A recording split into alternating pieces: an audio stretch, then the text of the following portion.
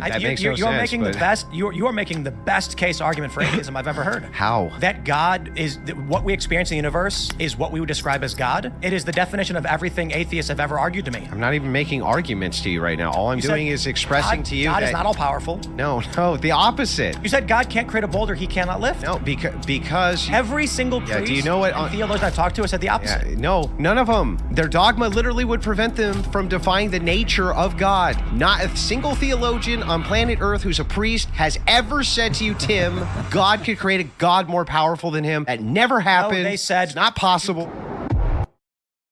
Today we're going to be watching a very rare and probably a lot of people probably have not seen this debate. It was posted very late and it was not originally released with the Tim Pool podcast. It's about the nature of God.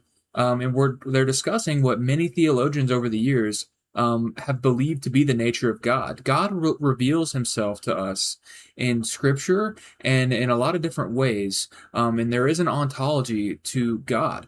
And we're going to dive into that right now.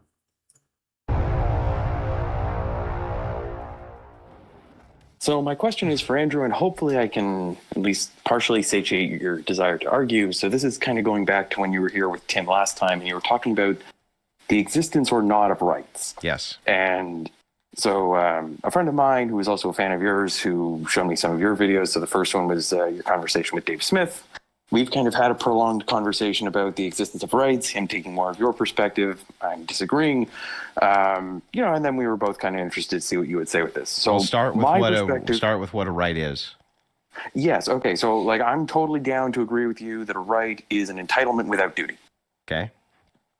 And then my perspective would be that the existence of the obligations that we can both exist necessarily creates rights. And we both agree that you have an obligation to not me, I have an obligation to not you. You have an obligation to wherever you are speaking to me, speak the truth, not lie. I have the same obligation. Like you've already made supposed axioms that I don't agree with. You've already created suppositions that I don't agree with. So where does the obligation that I don't you come from? He's saying unalive.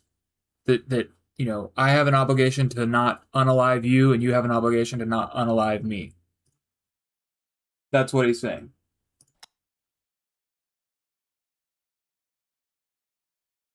No, do we not agree that God gives an obligation to both of us? No, I didn't say. I said. Yep. Then. Wait, you have a right to not someone? No, he's saying he said there's an obligation not to. Yeah, but where's this obligation to not do a thing? Oh yeah, I would say Exodus. Yeah, okay. So you're saying you're looking at through the prism of Christian ethics. Oh yeah, both of us, we all come from the same perspective. I see. So all the Christian fundamentals, mm-hmm. We might have minor doctrinal differences, but I'm totally good to agree with you on all the Christian fundamental presuppositions. So so I'm not disagreeing on that point. My point being that when God goes and gives you an obligation to not me and me an obligation to not murder you, a duty. Yes, sure. Mm-hmm. Duties. You have a duty to not me, I have a duty to not murder you, and so on, and and similar other things like you to not lie to me to not lie to you. These things, these create rights, just by the instantiation of the obligation or by the duty. Okay. If you were to put this in a syllogism, that wouldn't actually make any sense, right? Duties aren't right, right? Just because you say if you say you have a duty, you were given a duty to not or me, that does not then instantiate that you have a right to not be by me. That's where you're making a fundamental mistake. Where does that right come from? Yeah, so this is where I have the obligation, but you don't have any right.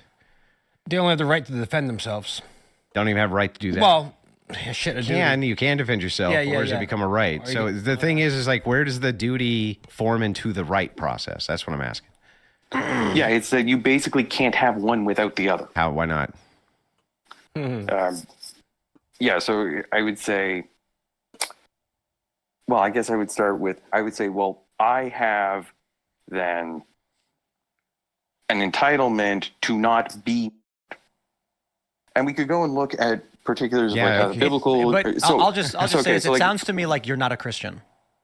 The argument you're proposing is that Christianity is subjective and only partial. Therefore, the right cannot exist because God's law, God's word, is not mandate for all. Right? Are you asking me? Yeah. That's what I hear from you. Oh no! The opposite. I'm saying that God is giving you a sequence of duties, not any way any rights. When God says, "Thou shalt not," that's a duty. The presumption is that we, under God's law, are protected from being. Nope.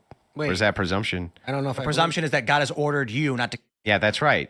God has ordered me not to kill you. Right. So there's. Why does that suppose my entitlement that you're entitled to not get? Because God told you not to do it. No, God told. Okay, that makes no sense. How does it? How does it follow? You'd have to literally. God says you can't do it. Hang on. You'd have to demonstrate how it follows. If God says I cannot do a thing, that means you have a right to a thing. Yes. Thou shalt not buy a house, but you have a right to. You have free will. You can violate God's law all you want if you're not a Christian, which is the argument you're making. People who are not Christians will violate God's law, God's word. Well, so then it's not a right. I would even go. The presumption that I don't understand what you're trying to say. That rights are things that are impossible to happen in the real world. No, I'm saying that a right is a entitlement absent a duty. And I'm saying that the things that... So if you are a Christian, you can't... Yeah, that's a duty. I agree with that. Yeah. I agree that Christians have duties. What I don't agree with is that Christians have rights. So there's no real right to life. You could die at birth, right? You don't really have a right to do this. And also, God's nature can't be contrary. You think babies don't have a right to life? Well, hang on. I'll explain. God's nature can't be contrary. You agree with that, right? Elaborate what you mean by that. So God can't contradict himself? Yeah, he can't make a God more powerful than him. I disagree with it. I just wanted to make a quick comment on the rights, the right argument. It's an entitlement absent a duty, right? That's what a right is. I also believe, this reminds me of Andrew's force doctrine, which he basically goes on to say that rights are basically force. A right is only as good as it can be enforced. That's another. It's also just kind of another issue with the feminist movement because they want to dismantle the patriarchy. That's like the whole idea. The problem is that men have the monopoly on force. They are literally the enforcement arm of society. So they would have to appeal to men to dismantle the patriarchy, thus just not making any sense at all. But a right is basically an entitlement that without a duty. And he's trying to make the argument that Tim here is trying to make the argument that because God tells us to do a thing, that means that we have a right to that thing, which doesn't follow. I think Andrew is correct. What? So you're talking about, good God create a stone so heavy he himself cannot lift it. God can do anything. That's incoherent. It's not. Logic only exists within the confines of God's word. God's word is beyond your comprehension. No, logic is a transcendental category. And since it's a transcendental category, we know it exists, even though it's not physical. But all things bind by it. Part of God's nature has to. God? Yes. Would Jesus be able to lift a 5-ton boulder? Yeah. Then there's no contradiction there. So certainly Jesus did perform miracles. But there's no contradictions with those. So those follow the lines of logic. God's nature still has to be logical because it's part of his nature. His ontology is logic. So my point is, you're saying God can make a burrito that's so big he can't eat it? Of course. What? That's incoherent. That's like it's literally not. It is. It's totally. That's literally the definition of incoherence. It's totally incoherent. Literally not. I'm going to explain. How is it not? Okay, go ahead. So I can use an example like programming, for instance. Okay. I can program a video game in which I have absolute authority over the whole thing. I can change the rules at any moment. Mm-hmm. Within the confines of this game, I can create a rock that my avatar cannot move. Sure. I can program it so that my mouse can't move it until I go into the BIOS. And you both program the video game and not program the video game? Yes. What do you mean? What? How do you, so you can make a video game that you never made. What are you trying to say? Can you make a video game that you never made? Yes. What? What do you mean? I've made. That's direct I literally can contradiction. only make games I've never made. I don't make the same game twice. No. And you both make a game while at the same time you're not making the game. But I don't understand. Can the game exist and at the same time not exist? There is a reality where, yes, quite literally, it's called the paradox. Paradoxes are things that exist within the confines of our logical reality. That's a contradiction. A paradox is different than a contradiction. Tim, you cannot both be me and you. You can only be you. You don't know that. Well, yeah, I do, because it would violate the law of non-contradiction. So this is where I feel like you're running into a problem. You think you know God. No, I only understand that God has to have a nature, an ontological nature. And you don't. And what you think you know of God. God tells us his nature. Looking through a keyhole through a 800 bedroom mansion. It's based on what God tells us his nature is. Yes, and God can't. You can't comprehend higher dimensions. It's physically impossible. This is an energy. What you're talking about is what's called an essence energy distinction. I agree with you that I can only participate in the energy of God. But I cannot understand the essence of God. That I agree with. I don't think you're a Christian. Okay. You what? There's a simple question. This is Catholic dogma, Tim. I don't think you're a Christian because you're disagreeing with me on the nature of the. Can God create a boulder so heavy that he himself cannot lift it? No. God exists outside of the confines of this logic in which you think you exist. God is so far beyond you, you cannot comprehend this. To ask if God can lift a rock is asking like, it's a stupid question because we are one trechagillionth of the universe, and you are presupposing God lives in your rules. That is reductivist, earthly, one-dimensional thinking. Yeah. So you're saying there's universes where there could be contradictions?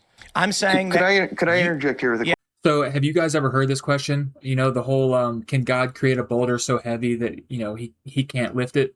You know, if he can't lift it, right? If he can create it but can't lift it, then he's not all powerful. If he can't create it, then he's not all powerful. Right, it's the classic kind of gotcha question, and here's kind of what's really going on. Andrew Wilson is sort of taking the classical Christian position. He says that God has a real, definite nature. Part of that nature is logic itself, and what theologians call the logos, reason, order, non-contradiction. These aren't limits on God, right? They're part of who God is. So when you ask, can God make a rock so heavy he can't lift it? Andrew says that, you know, that's a nonsense question. It's just incoherent. God can't do things that contradict his own nature because that would mean God contradicts himself. So, and Scripture does back this up. You know, I, the Lord, do not change. Right? Easy one to point to. Andrew's point is that true omnipotence doesn't mean God can do the logically impossible. It means he can do anything that is possible according to his perfect, consistent nature. So Tim pushes back hard, basically saying that God is, you know, so infinitely beyond our human understanding, our human logic, doesn't apply to him. That's basically what Tim's argument is. We're like, you know, ants trying to understand quantum physics, right? God exists outside things that seem contradictory to us, right? Trying to box him in with logic is arrogant and small-minded, in my opinion. But you know, Tim compares it to a video game programmer who has a total authority over the game world and can rewrite the rules at will.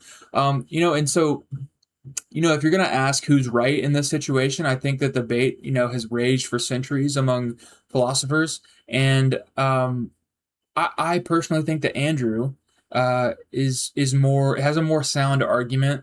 Especially when looking at church history and church tradition and church interpretation of God's nature, right? If logic is part of God's nature, then God is consistent, trustworthy. He's the source of all reason. You know, so if God can violate logic, then truth itself becomes unstable. And so that's why I do think that Andrew takes the upper hand in this debate. What do you think, though? Please drop a comment down below. What do you think of this argument? Also, this is a very, very small channel, and I would really appreciate the follow, the sub. It would really mean a lot to me, and it would encourage me to keep doing videos like this if you like breakdowns so that, you know, you can understand it a little better. Like I said, I would really appreciate the support. Let's dive back in. Yeah, so you're saying there's universes where there could be contradictions? I'm saying could I interject here with a question on the nature of God for Tim? Tim, do you think that God could be, instead of a supreme good, supreme evil? I don't know that there is such a distinction. God, as the creator of all things, is not going to be good nor evil. What? I'm not a Christian. But I mean, it would. Okay, so no. I'm not. The thing is like what you're saying. What you just said is, I understand the nature of God. No, I understand that this being who lives in this different dimension that I could never fathom. I'm saying God could neither be evil nor good. That's you making a declaration that you understand the nature of God. No, it's that I would not describe God as good or evil because God exists outside the confines of human comprehension. Okay. To can exist in contradiction. Because contradiction exists only within our reality. No. You cannot comprehend what exists outside of the literally, the laws of logic do not actually exist physically in our reality. They're transcendental. They're transcendental categories. They govern our reality, but they don't exist. You're Christian. Okay, what? Well, this is all. You're saying this is God all Christian has dogma. To follow these rules. Period. No, I'm saying that God has a nature like Tim has a nature. Like, for instance, okay. Your nature as Tim, the things that make up you. You have a heart and you have lungs and you have things like this, and your heart and your lungs and things like this do work inside of your body that assist your body in moving and functioning and this and that. They're part of what you are. To take all of those things out would change who you are. Mm-hmm. Okay? This is the same thing with God. We're just saying that there's a part of God's nature which he has shared with us as part of his nature. Only part. As the Logos. The Logos, part of it is logic. Only part. Yeah, but that would mean that part of God's nature is to not violate logic. Did God create this universe, or is this universe just a function of God? God created the universe. So God could change the rules? No, that would be illogical. God could not change the rules of the universe. No, it would go contrary to. So it's like what you're asking me is this: what would it be like if fire wasn't hot? Well, now we've changed the fundamental reality of what fire is. So I'll simplify it. Yeah, go ahead. I believe our reality, first of all, what we think we know in science, there are higher dimensions we can't perceive. This implies, as most scientific discoveries in the last 130 years, if we choose to believe them, for instance, the electromagnetic spectrum, humans, or air is my favorite example. Humans did not know that air existed because they couldn't perceive it until there was this guy who was showering who realized that there is matter in and all around us.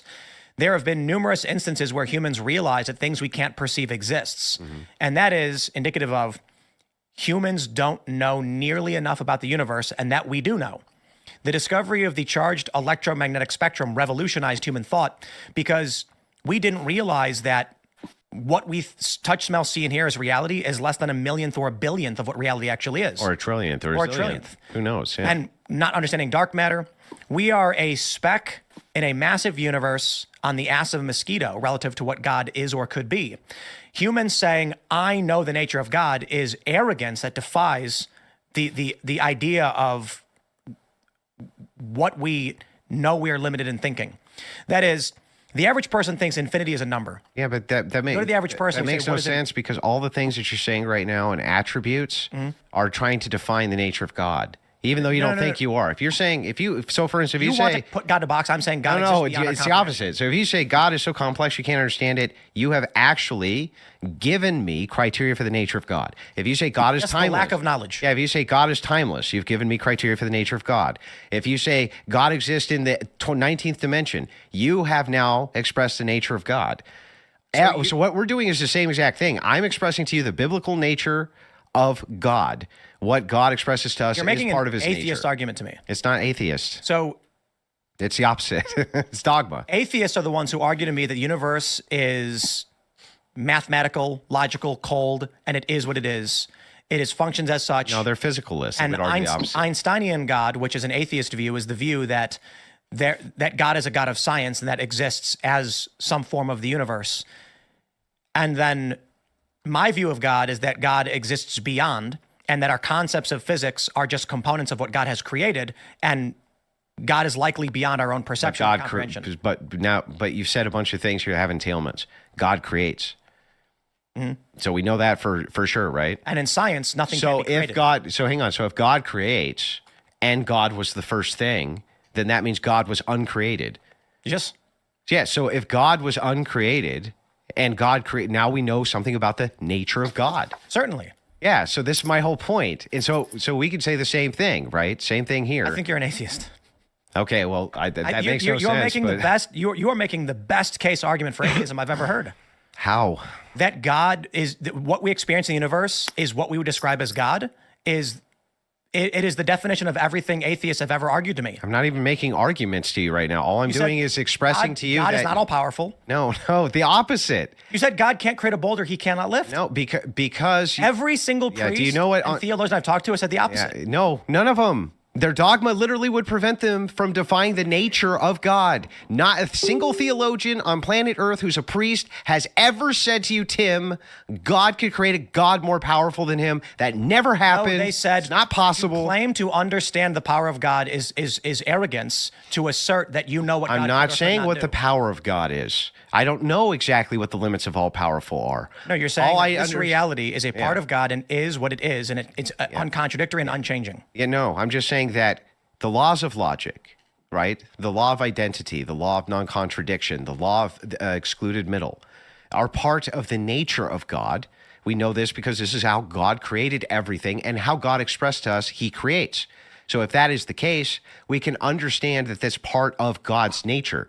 He will not defy his nature because it's his nature. Will not defy. The nature of God as you described it is the universe. No, it's not the universe. The universe had a creator. Yes, and that creator had to be uncreated. And the universe is a part of God. No, that's a Gnostic belief. That's what you just said. No, I didn't say that. At all. You said it's a Gnostic belief to believe that everything is of the parts universe, of the God. logic is a part of God. No. Logic is part of God's nature. You're saying that because the universe is also governed by logical rules, that means that it's part of God. That doesn't even follow. You said that. No, the opposite. I'm saying the opposite of that. So God is illogical. No, that doesn't even make sense either. What you're saying, all these things you say, they don't follow from one another. So you have to back up to the beginning. Yeah, so you said the logos, God, the logic, God is non-contradictory. Yeah. What God cannot create a boulder that he himself cannot lift. Yeah, that is illogical. No, because it's against his nature. What does that mean? It means that you can't do things which defy your nature because otherwise you wouldn't be you. So explain his nature. I just did. Part of his nature is the logos and the law of logic. That's part of his nature. That cannot be changed. Yeah, I suppose God could change his nature. But why you can't change your nature? You wouldn't change your nature. God can't change his nature. You wouldn't change your nature. That's the right way to phrase it. You wouldn't change your nature. Or can he not? Could he? Yes. I don't know, but I don't think it matters because your nature is what matters. So you agree with me? No, I don't agree with you. What you're saying is antithetical to actual dogma. No, the beginning of the conversation was me saying that God could change the rules as he's created them, and you said he could not. No, because the entailment of could is a violation of nature. So if it's a violation of nature and you wouldn't, you might as well say couldn't. That's not an argument to what I just said. It is an argument. If I can't make Tim not be Tim because Tim has a nature. Could Tim, if I gave Tim a different nature, do a different thing than his nature? Yeah, sure. So what does that have to do with anything? You think God is limited and in his capability? Well, you would have to tell me how that's limited. God cannot affect the rules of his universe in a way that would defy your view of logic. And if he wouldn't, then he couldn't because he wouldn't. That is not an argument. Well, not only is it an argument, but Tim, you are literally saying nothing. Tim, you couldn't fly, right? Whether or not you would fly, okay, or could fly. If you wouldn't fly, you couldn't fly, right? You're not saying anything, bro. What am I not saying? Can God do thing that are outside the violation of his nature? He won't do them. No. What is his nature? Part of his nature would be logic. Okay. Mm-hmm. So what you're saying is there is a logical structure to God that he cannot change. No, could change. When you say would not. When you say potentiality for could, right? It's irrelevant to the view of will not. He can do it. He doesn't want to do it. Possible. I don't know because I don't understand the limitation of all powerful. Which is my first point. Yeah, but it just doesn't matter. To assert that God could not do a thing because you can't understand it. Yeah, because wouldn't here is what we're focusing on. So how do you know that God wouldn't do a thing? Because he told us. What did he say? Inside the Bible, he's specifically. Yeah, he's very descriptive about his nature and how he operates. Tell me what he said. We'd have to pull up the Bible so we could go over it. Go over which part of the Bible? Well, we would have to start with Genesis and then go through the entire ontological nature expressed through the Trinity. So you don't know? Yeah, I do know. So, like, God is the Alpha and the Omega. He's the beginning and the end. We know that, right? Yep. Okay, so this would infer timelessness? I suppose, right? Yeah, if you're both the beginning and the end? I don't know that if you're both those things at the same time, then time can't apply to you, right? Not necessarily. How could time apply to you if you're the beginning of it and the end of it? If it has a beginning and has an end, it has time. No, not if you're the beginning and the end at the same time. Is that what it says? Yeah. If you are the beginning and the end. My point is, I do not believe that it is possible for a human to understand the true nature of God. Neither do we. And that the assertion that God could not do a thing implies knowledge of God beyond the comprehension. Would not do a thing. But that makes no sense. Yeah, it makes total sense. It's a basic ontological argument. The idea that you will not go beyond the confines of your nature, whether you could or not, has no bearing on anything. Right. So if God can't do a thing, He's not all powerful. It's not can't. You keep on using the word can't. God would. If I could interject here with an example, and this is why I asked the question about God being the ultimate good or ultimate evil. One example that I would give is God cannot be the ultimate evil. Kind of for what Andrew would say is this is a logical contradiction, because if God was the ultimate evil, then that would mean he is ultimately he's the maximal being in all sorts of negative attributes, one of them being selfishness, another one being anger. Selfishness to the point of wanting to be the only being in existence, but anger to the point of wanting other beings to exist to torment them arbitrarily. Why does anger exist? Why does anger exist? Yes. It's just a non sequitur. It has nothing to do with his argument. It's an attribute. Right. He's explaining that God can't be angry. So I'm asking, what is anger? Why does it exist? No. He didn't say that. That's not what I said. What I said is God cannot be the ultimate evil. Because to be the ultimate evil, you would have to be the anger, you would have to be the maximal being in certain negative attributes that are going to conflict with each other. Like what? So imagine so like you're a comic book guy. So imagine that you had the ultimate Red Lantern meshed with the ultimate Orange Lantern. Those two character traits conflict with each other. This is a bad example because you know about the White Lantern Corps? Yeah, I'm not saying that comic books are coherent logically. I'm saying you have two character traits as the maximal being in both of these attributes cannot simultaneously exist. It's a bad example because the White Lantern Corps is the merger of all the attributes into one. They all simultaneously coexist. Guys, our Discord preacher, he wrote down, his name is like Malachi 3:6. His name is, I don't know his name, Malachi 3:6. For Malachi. Malachi, thank you. Mm-hmm. For I am the Lord, I don't read the Bible. For I am the Lord, I do not change. Therefore, you are not consumed, sons of Jacob. Do not change. That's part of his nature. And so the question how's that do with the right to life that we started out with? Do we know 100? That is a great question. Do we know God so absolutely that we can perceive Him in full? No, not it. No, but we can know particular traits. So, for example, Jesus in John 14 says that He is the way, the truth, and the life. Agreed. So this is saying that Jesus, as God, is the ultimate being in a positive attribute, that being truth. If we can't conceive of God in His entirety, then we can't know everything other than what knowledge was bestowed upon us. Yeah, but that's a knowledge claim, which presupposes God to begin with, because it's a knowledge claim. God told us what He is, and through the Bible. Mm-hmm. That's part of Revelation, yeah. And that's a Christian view. I'm not a Christian. But how's it do with right? But wait a second. Whether you're a Christian or not, I don't get it. It would still have to be your view that God reveals Himself to you somehow. That would be some form of revelation. Indeed. I believe that we have the capability to observe that God exists through math, science, and observation. Yeah, but why are those attributes of God? Which ones? Are those attributes of God? Math, science. I would say the mathematics part is just the logic. I would say, simply put, outside of doctrine, you can look at the universe and then calculate based on the rules that there is a creator. Yeah, it's just the watchmaker argument. So you just say, well, if you were a person who had no understanding of technology, but you found a watch on a beach and you picked it up, That's literally you would infer creation just by the way that the watch operates. It's the same argument. It is literally not.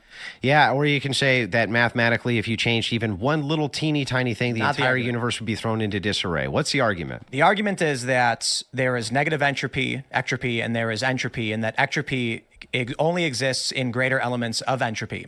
And what we end up finding throughout the universe, again, assuming you trust modern science, is that energy coalesces and disperses. I would say at a rate similar to the golden ratio. So it's a gradual. And if you threw that off, it would throw everything into disarray. Not what I'm talking about. So when you take a look at the basis components of the universe, in some degree they coalesce. So we can take a look at quarks, atoms, denser hydrogen becoming helium, et cetera, et cetera. You can see that so long as there is more entropy outputted from a system, entropy is possible. This scales up exponentially and mathematically, which is what humans have traced so far, again, if you believe modern science, because there's a lot we don't know. And you find that everything skews towards the creation of higher complex systems, so long as they create more disorder in the creation of complex systems. What that ultimately leads to is, simply put, atoms become elements, become compounds, become molecules, all finding other ways to interact to become increasingly more complicated and organizing free energy in the universe into a complex system. This is a fact. I'm not sure how this isn't like an explanation or descriptor of the observation of revelation of God for you. So what we see is that once you get to the point of self-replicating proteins, molecules come to a point where, and this is a gap for human knowledge, we don't know why at some point molecules will become self-replicating proteins. I don't think it's all that complicated because the question of why elements become compounds is the same thing. We don't care. Oxygen bonds with carbon, to oxygen, carbon dioxide. These things occur and we can track the science of them. At a certain point, self-replicating proteins emerge if the chemical conditions are correct. Self-replicating proteins eventually become single-cell life. Single-cell life eventually becomes multicellular life. Within those complex systems, multicellular life eventually creates ecosystems. Now they're creating complex systems outside of physical energy and into abstract concepts, which only exist in our thoughts. Eventually, you'll end up with multicellular organisms. But your thoughts do exist, you think? To some degree, they do, because I think, therefore, I am. Yeah, where do they exist, though? That's the interesting question that humans don't really know, because this is the abstract, complex dynamic system created by the highest iteration of life as we know it, which is ourselves, unless there is an imperceivable higher form of life, which all mathematics predicts does exist. And so what we end up seeing with the universe is first you get chemicals that coalesce, you get organisms that reproduce, all of it collecting free energy and organizing into more complicated systems. Eventually you get a squirrel. Squirrel's a random example. But squirrels create more than just themselves by collecting free energy. They eat food, they make babies. That's replication. What I don't Squirrels understand, create ecosystems. I actually don't understand right now, though. Squirrels I understand what are planting nuts, which create trees. Yeah. A new abstract system emerges, a complex system between life that is beyond just a physical component. It is now including a physical component, but it has an abstract element to it, interactions between two objects.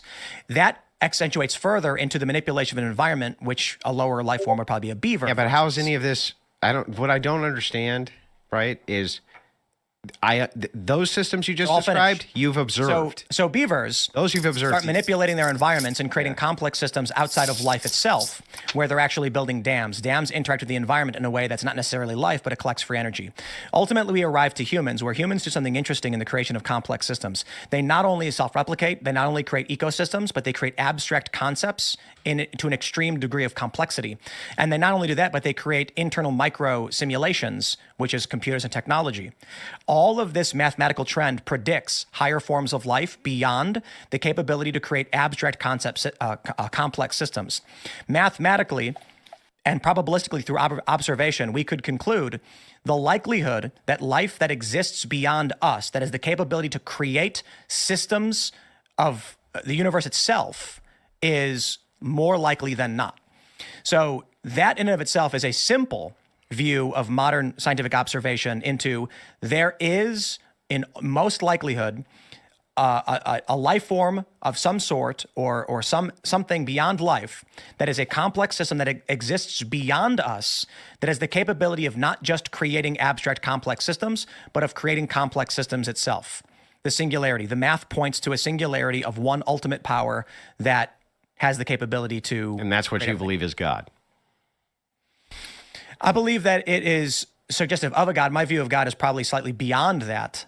Into when I think of God, I bump into the limits of our ability to comprehend higher dimensions, in visualizing higher dimensions in 2-dimensional planes, because we can't even do it in 3-dimensional planes. And then you come to the ultimate point where we would conclude there is a higher power than us that likely created us, created everything we experience, has the ability to create, destroy, and do whatever it wants, even though in our reality we cannot create or destroy, and we cannot comprehend the true power and true nature of what that is. Okay. Could you induct then that thing had to be created? Nope. Why not? What do you mean? Why wouldn't you induct that thing had to be, like, using inductive reasoning? What would you have to base on from actual observation that anything which created anything else was not itself created? If we go by the standard laws of thermodynamics, that nothing is created or destroyed, only changed. Yeah, but so even if that's the case, the energy which you're destroying or creating, right? God doesn't need to be created. He always existed, right? And we were not created in the sense of we manifested. We were created in the sense that the universe was created by God. The structure, the energy, all of it was created. Whether it's finite or not is a determination of God that we don't know. Well, do you think this thing has consciousness? And then we organized. Absolutely. Okay, so it's doing it on purpose? Absolutely. So with a purpose? Presumably. So consciousness, we are in the universe, and we are components of the universe, and what we experience as conscious entities is a component of the universe, which also implies the universe itself, with us within it and within its confines and laws, experiences consciousness either through us, or there is a very, I believe, obvious observation that if simple consciousness, the neurons firing in our brains, which we think is what's generating consciousness, exists, then obviously there is a calculation of a higher power consciousness beyond ours. Well, what does it want? I don't know. Why did it put you here? There's a couple ideas that I have on that. One is you can describe it as a sorting algorithm, I suppose. Why do heaven and hell exist?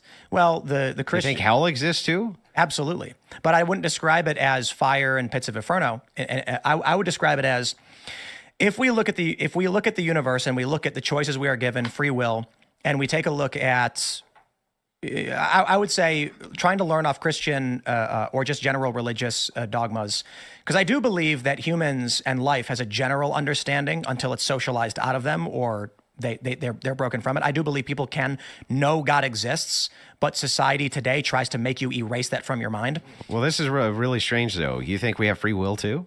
Yes, absolutely. You don't think it's predetermined? There's gradients. Yeah, no, it's not predetermined. There's an element of predetermination in that some things will happen, and then how we function within them is ultimately the function of reality. Now, I don't know that, obviously, but I would say, based on what I've read, what I've seen, what I've experienced, a simple way to describe it is we are here as sort of a test. We are given choices. We are given free will. We're given opportunity. We are given struggles, and we make choices on how we exist within these things. Do you choose to be evil?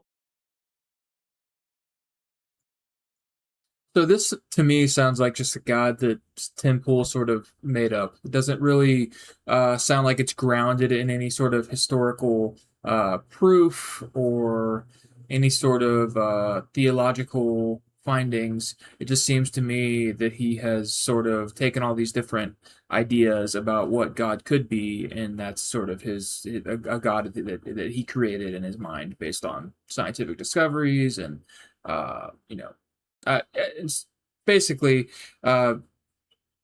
not something that I would co-sign personally. But I found this debate honestly pretty intriguing, because I think that people don't understand the nature of God and what that actually means, what that means God can and cannot do. And if you found this video helpful or interesting, please consider liking and subscribing, and I'll see you